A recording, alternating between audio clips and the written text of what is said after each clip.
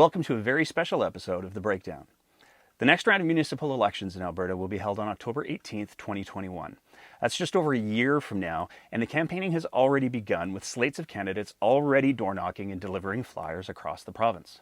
But according to Jason Kenney, October 18th won't just be about electing our next round of municipal political leaders, it's going to include a referendum on equalization. Now, there's a lot of reasons for Jason Kenney to want to hold a referendum on equalization, but affecting any real change to the federal program, commonly known as just equalization, isn't and won't ever be one of them. Equalization is probably one of Jason Kenney's favorite political footballs, and it's probably because of two simple facts. The first one is, Albertans have a difficult time acknowledging that for all the economic challenges our province has, we are head and shoulders better off than the rest of Canada. Albertans' median income is drastically more than any of the other provinces or territories in Canada, and in fact, you can expand that out across North America, and we are still in the #1 position for personal income. And yet, we've been conditioned to not be concerned with the fact that while we unquestionably have economic hardships that we're contending with, every single province in Canada is facing harder ones. That's just facts. The second likely reason why Jason Kenney loves equalization is that very few people actually understand how it works. That makes it a much easier topic to use to try to pit Albertans against the rest of Canada, which is, by all appearances, what he intends to do with this referendum that he's going to hold during a municipal election. So in order to try and make a bit more sense out of equalization in Canada, we sat down with someone who understands it incredibly well and who might be one of the most qualified people in Canada to address equalization, renowned economist Dr. Trevor Tombe. Here's that interview. Welcome to another interview segment here on The Breakdown, and today we're very excited to be able to sit down with renowned economist Dr. Trevor Tombe. So Dr. Tombe, thank you so much for joining us today. My pleasure. Great to be here. And today we're here to talk about really one topic in particular, and that's the topic of equalization. So to start with, I'd like to ask, why is it that Alberta has to pay more into equalization than any other province? Well, that's certainly something you hear a lot, that Alberta and Albertans contribute to equalization or contribute directly to payments that other provinces receive. But the truth is, Alberta as a province and Albertans as individuals don't actually contribute directly to any kind of equalization pot. No province pays any other province transfer payments, and Albertans really just pay federal taxes. So you pay GST at the store, you pay your income taxes, each year when you make your filing, and the federal government, using its general revenue, pays for lots of things: its own programs, office supplies, military equipment, and equalization payments. But they all come from the same pot. So it's a federal program. We each pay federal taxes, and Albertan pays the same federal taxes as a kind of a similarly situated British Columbian. So there is no equalization transfer that Alberta or Albertans actually make to anybody else. Okay. Now you said in there that an Albertan pays the same amount as a British Columbian, but the impression that we saw often in the greater media, and particularly on social media, is that if, let's say, a plumber is making $90,000 a year in Alberta, he's putting more into equalization than a plumber making $90,000 in BC. Is that not true? Right, that's not true. So this plumber, when he goes to the store or she goes to the store and buys something, it's the same 5% GST that they will pay on the things that they buy. When they fill up their tank, it's the same federal gas tax that they will pay. It doesn't matter which province they live in. When they submit their income tax filing for the year, what matters is really just how much income they have, how many kids and how many tax credits they qualify for, and that sort of thing. But there's no additional tax paid by the plumber who's in Alberta relative to a similar plumber in British Columbia. There's very few aspects of federal income taxes that actually depend on where you live. So things like the Northern Allowance, if you live in the territories, then you do get a little bit of a special treatment relative to those in southern Canada. But between provinces, no, we all pay the same federal income tax. But where this view comes from that Albertans contribute more is because Albertans collectively, on average, do pay more in federal taxes. We pay more in GST, we pay more in income taxes, but not because we pay more as an individual compared to someone who's similar in British Columbia. It's just that Alberta has more high-income individuals as a fraction of its population than other provinces. And if you make more money, you'll pay more income taxes. Okay. So why is it then that there's a perception that Alberta is being treated unfairly? And that's certainly one of the big talking points that we see a lot of politicians bandy about, the idea that Alberta is being treated unfairly. Where does that come from, do you think? A couple things. So first, the fact that Albertans collectively pay more per capita in federal revenue than other provinces, because we are on average a high income province, and because we're also a young province, we receive less in federal spending like old age security and things like that. So federal policy is redistributive. It is by design. We have a progressive income tax system to redistribute between high income and low. There's a reasonable debate people can have around what's the right level of redistribution. And if you thought that we were redistributing too much, then you might come to the conclusion that Alberta is treated unfairly, but due to the degree of progressivity in federal income taxes. But I think that's a separate discussion, because that's not really about Alberta relative to others. It's really about high income individuals versus others.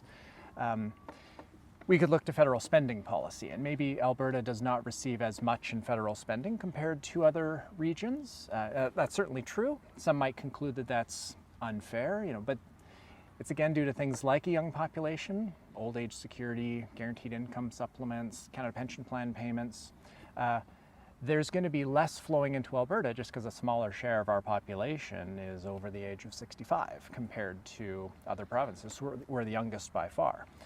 So that doesn't strike me as unfair either, but maybe some other programs like employment insurance could be reformed to better address volatility in oil and gas. Certainly more broader concerns around pipelines and other kind of challenging issues that the Federation has been dealing with. Some would have preferred, I guess, a more aggressive federal government and view that as unfair treatment. So I think this view that Alberta is treated unfairly in the Federation is not really about equalization at all, or the particulars around the actual formula for the program, but equalization is kind of the vehicle that people are using. Certain political leaders in Alberta in particular are using it to channel concerns or frustrations that are maybe more generically felt or maybe relate to other issues like pipelines. Okay. You say when you're talking about Alberta being a younger population, having a higher income, where do we compare to the rest of the country? Like, where do we sit compared to somewhere like Nova Scotia or Newfoundland? So if you look at the overall average income in Alberta per person, again, individuals will differ, but just the straight up average, Alberta is almost double the average amount of GDP per person than PEI is. So that gives you a sense of that gap. So it is quite large. That margin between Alberta average income and the rest of the country is wide. The margin even between Alberta average income and the second highest province, which is Saskatchewan, I believe, is also quite high. So us being in that number one position, it's not even close. Okay. One of the big hot topics, certainly in the last election, and in a weird way heading into the next municipal election, is equalization. And we're going to see with the next municipal election a referendum, apparently, being asked on the question of equalization. So to be clear, what sort of, the wording of the question hasn't been released yet, so we're kind of imagining things a little bit, but what force and effect will the results of that referendum have on any sort of forcing the federal government to the table? Well, great question.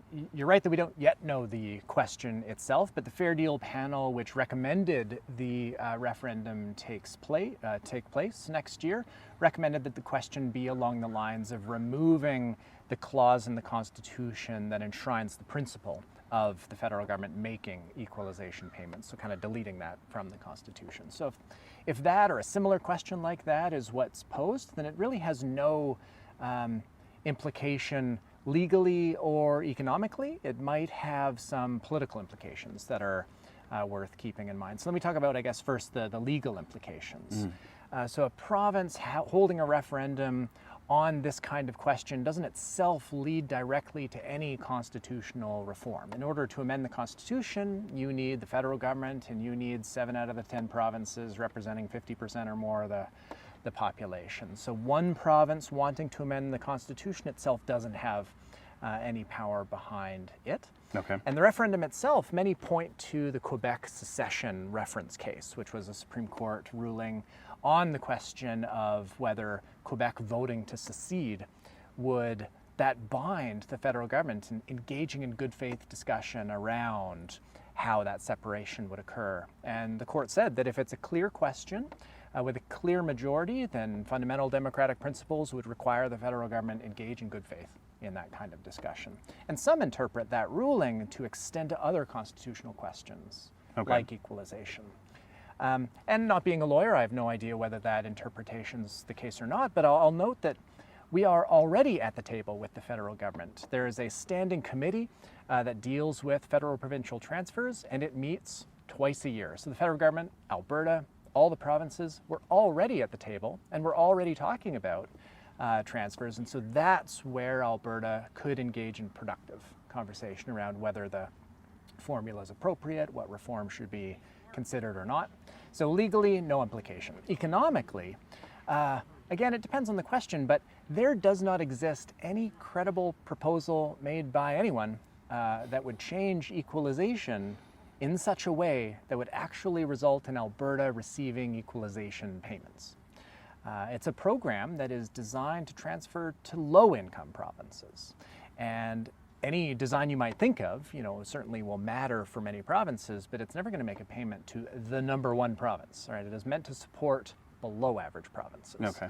So there's not a lot of tweaks there that would be meaningful. But politically, of course, it's a referendum. It would be a powerful kind of message. It would change the nature of public policy debate, I suspect. It might change the political calculus of the federal government or things like that. So there might be political implications. And I think that's really the primary motivation.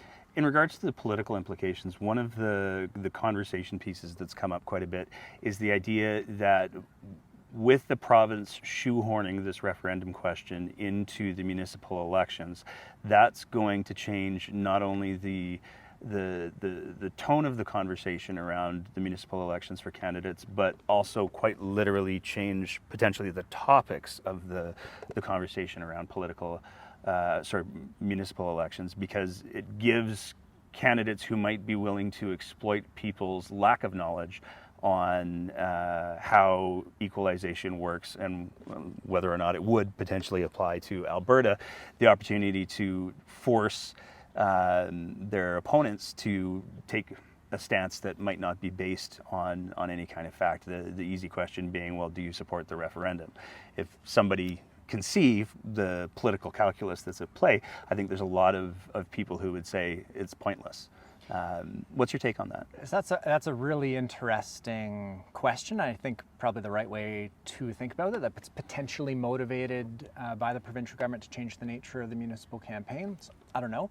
I'll note that it's not uncommon for politicians to run on issues that are not within their area of constitutional jurisdiction. That's precisely what this discussion around equalization is like. It's a federal program, and federal MPs, absolutely, they can dive in all the way on a discussion around federal policy like equalization. But provincial governments, it's not a provincial program, and provinces don't have a formal role in the design or implementation at all of the program. So the whole debate around equalization is one level of government forcing and having a conversation around an issue that's actually in the jurisdiction of another level of government. And so to extend, I wouldn't be surprised if municipal candidates engage in that same kind of thing, but it's really what the province is doing itself.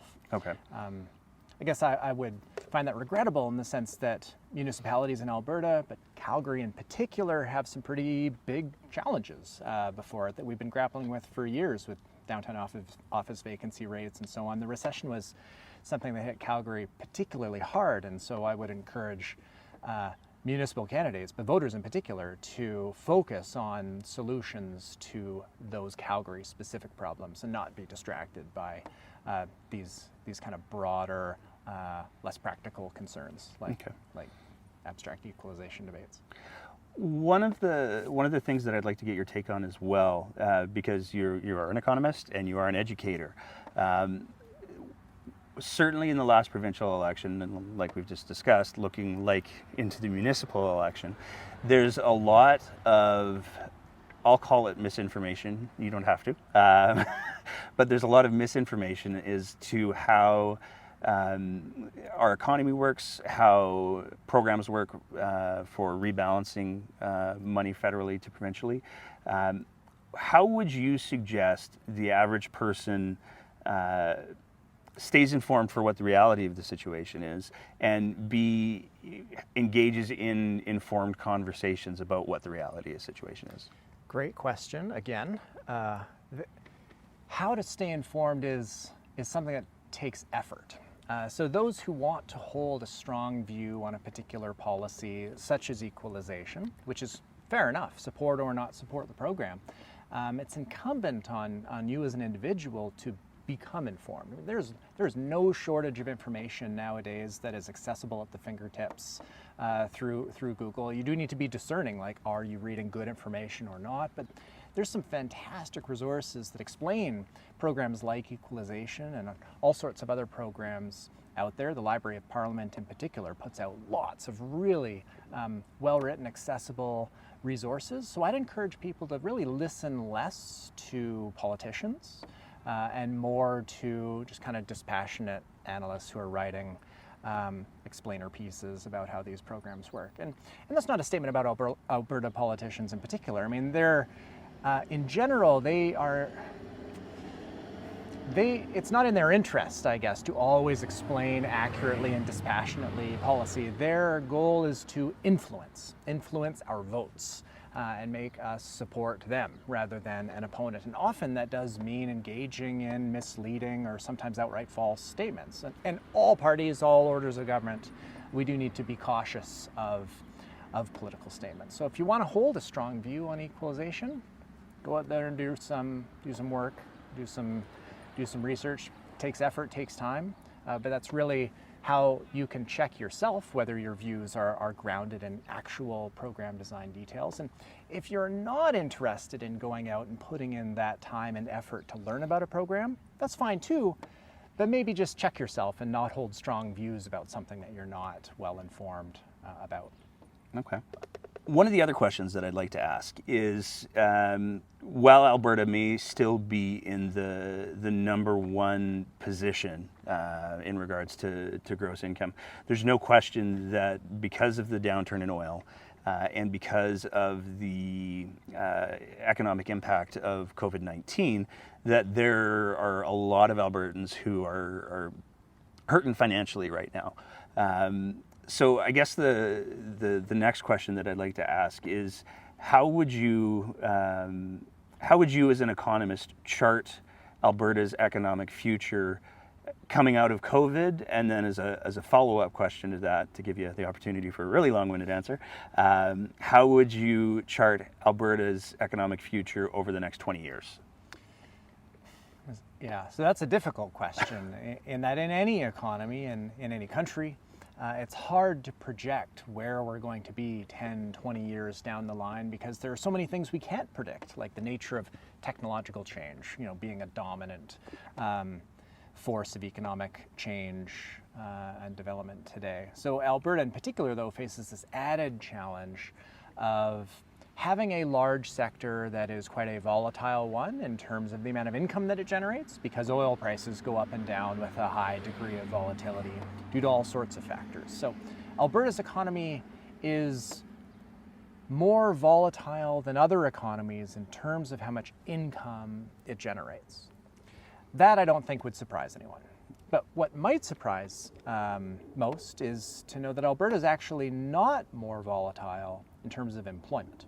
And recessions in Alberta are not deeper or longer lasting here than any other province. Alberta has very typical patterns of employment swings, ups and downs, and lengths of recessions and so on.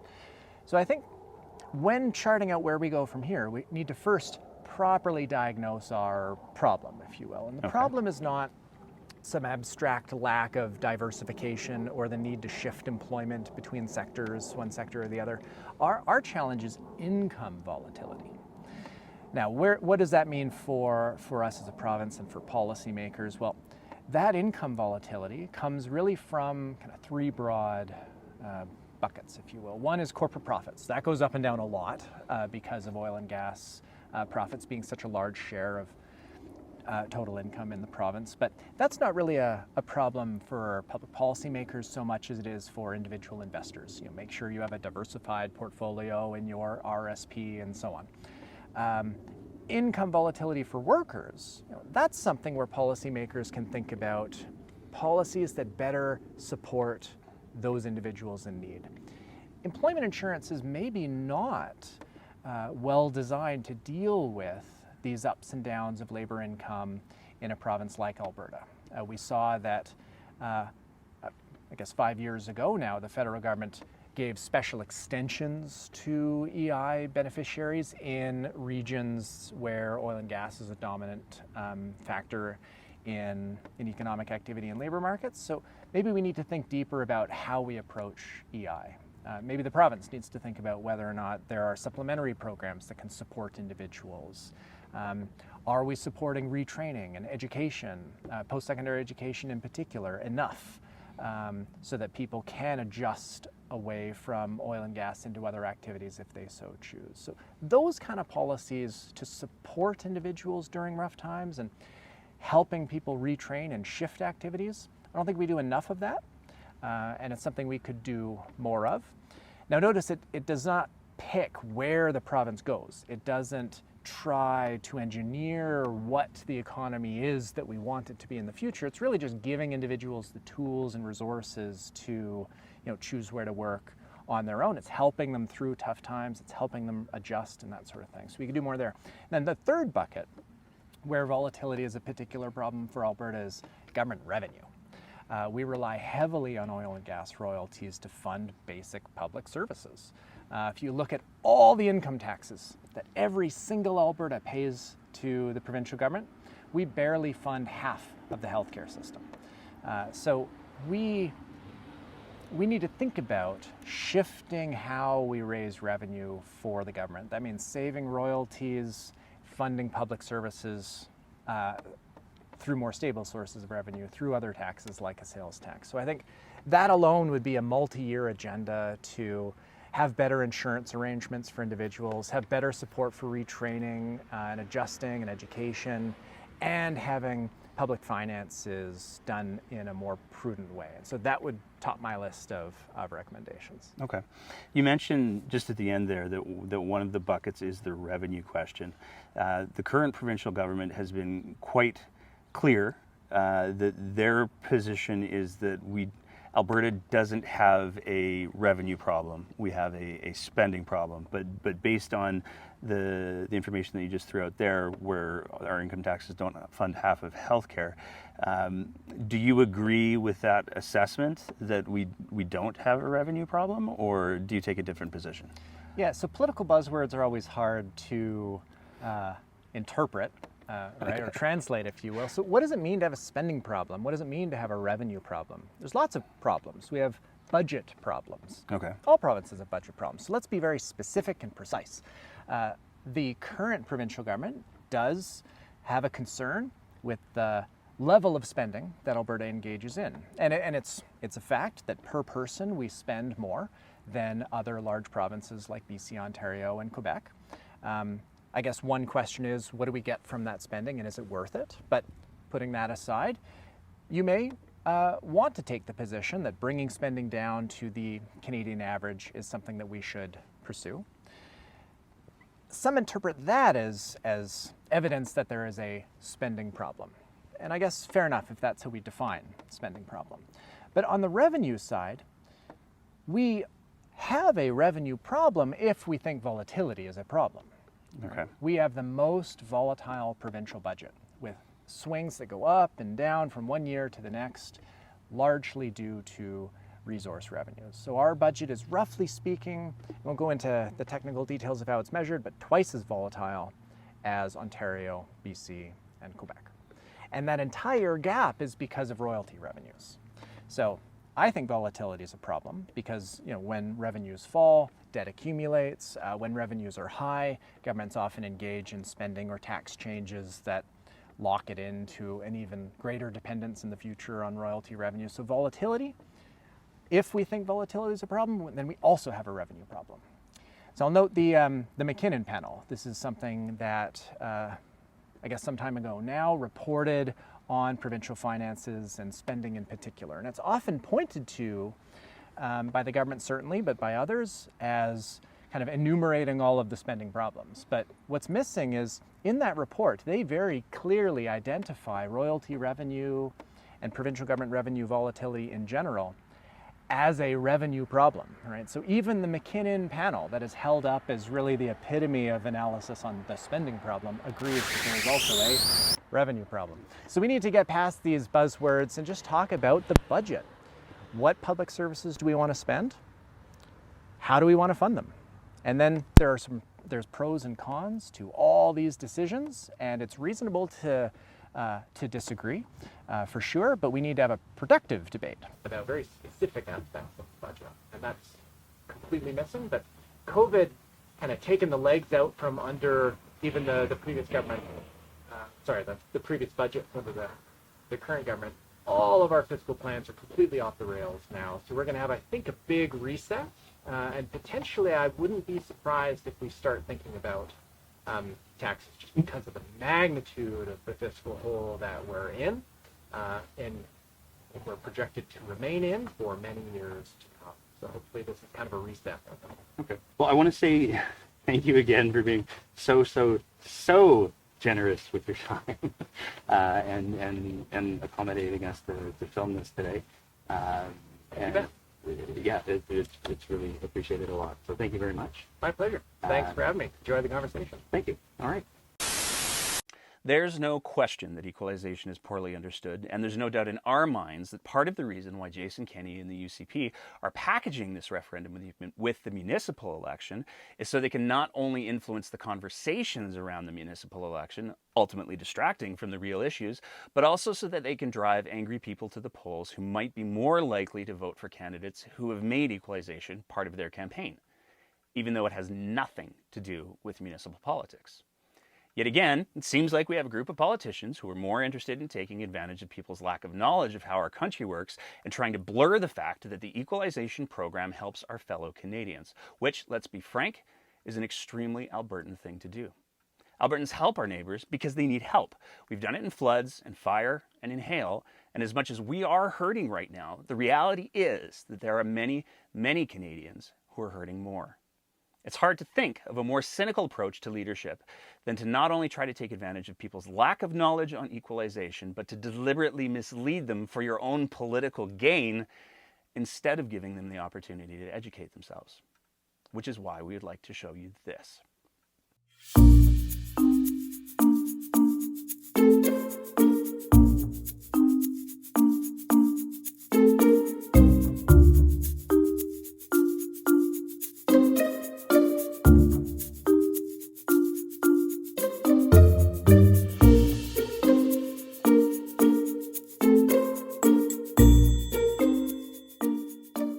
Alberta doesn't make equalization payments to the federal government or to any province. It's a federal program funded out of general federal revenue.